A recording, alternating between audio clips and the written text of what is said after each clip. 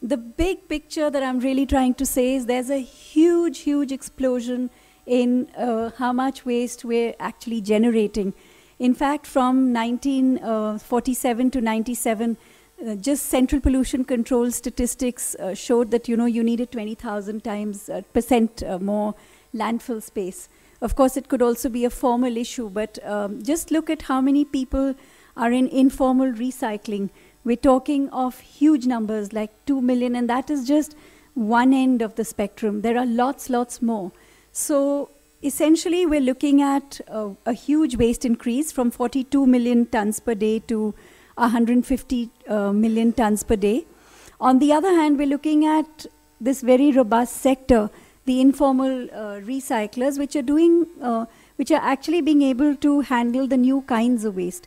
Because one of the things about the waste stream is it's dramatically changing. 95% of all electronic waste is handled by them, and a minimum of 20% municipal waste. We did a study, we did a case study for Delhi where we showed that they were actually saving more greenhouse gas emissions than any single project that got carbon emissions. In fact, 3.6 times more. And we used really conservative estimates. I just wanted to explain this pyramid because typically a lot of us only think of waste pickers. And obviously they're the most disadvantaged and marginalized amongst the recycling sector. And right on top are the reprocessors. But what I really want to emphasize is two things. Number one, again, a statistic from Delhi, 78% of all the little kabadiwala shops used to be waste pickers, and they just saved their savings and made little enterprises, which are these little junk shops. And what's very interesting is from the 90s, you used to have these large junk shops with a whole bunch of people coming and selling to them. And if you look at what's happening now, and I'm talking largely of Delhi and little bits of UP, you're finding these small little shops showing up with an average of 7 clients, which means that suddenly they're much smaller and they also have less space, and they also have, because they can't store the waste, they need more space and more investment. So you have a robust sector, but when you have all this waste, and one of the key policy things that's happening is privatization, and really just the contours are the central thing that happens across this country, whether it's Nagpur, whether it's Delhi, whether it's any other place, is that a large private contractor gets a large contract to pick up waste through their own trucks with a GPS system and put it at the landfill. In many cases, they also have the contract to pick up the waste door to door. Let me first just talk about waste to energy plants. There are a slew of them coming up. Just a single company has like 15. It already has put up 2, but it's got 15 in the next 3 years with permissions for many of them. And what's happening is, and that's just one company, is that they need to take a lot of the paper and a lot of the plastic, and they need to convert it into fluff and basically get energy out of it. When you do that, then you usually divert, no matter what, they'll say, oh, we'll only take the waste you can't take or whatever. But basically, you need to divert this fundamental source of income from waste pickers, and that's what they're suddenly finding, that suddenly there's a factory, suddenly in Nagpur, there's this gate, and 400 women are stuck outside. They can't go in, that's it. And in Delhi, we just finished a social impact assessment of the 2 waste to energy plants coming up.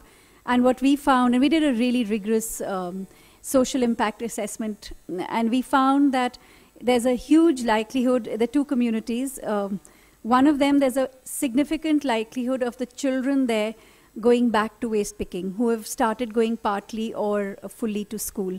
And the other community also has that, but not to such a big extent. So what we're seeing is this policy on waste is actually taking away the kind of things that the families and communities of the poor are building for themselves. Access is number one, but it's not just some random access that people need. They need, number one, access to materials. And I've specially put this photo. It's from one of our doorstep, we do a lot of doorstep collection.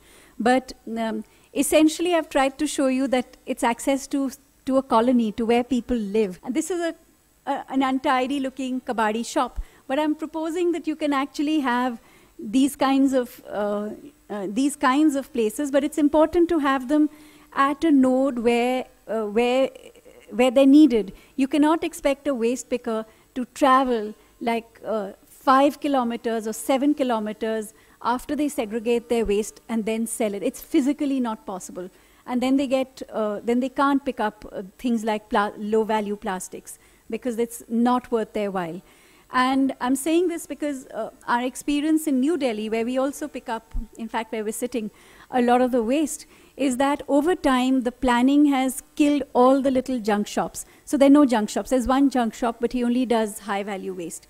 So the waste pickers, after they go door to door, they all come from different areas, and Chintan doesn't have like a, you know, a vehicle. So they pick up their waste and they travel up to 10 kilometers to sell something that's only 8 rupees a kilo, because of this planning that you haven't allowed junk shops, you haven't allowed space for waste in the center of your own municipality. This is a photo from the, you know, the 2006 sealing activities. This is a bunch of Kabadi women, rag picker women, and this was like all their worldly belongings.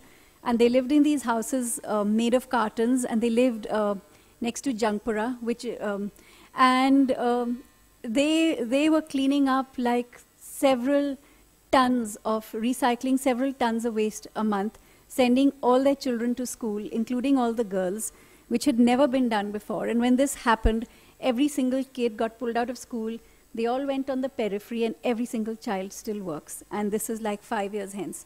My final thought is really, you know, all of us talk about green jobs, but I think, and I do too, but I think two things. Firstly, I think our informal sector, at least recycling sector, is pushed so in a corner thanks to, despite having rules, we're just so pushed in a corner from privatization and this new technology coming in, that actually they've come into this very desperate resilience mode where they're saying just waste is enough, doesn't matter what conditions. We'll stand in the rain and pick it up, but we want access. And that's really, really unfortunate. And I really think that we should redefine green jobs, and this is my last slide, as things that are not only creating outputs that are good for the environment, but which are done in a process which is completely, you know, in line with some kind of basic rights of the person.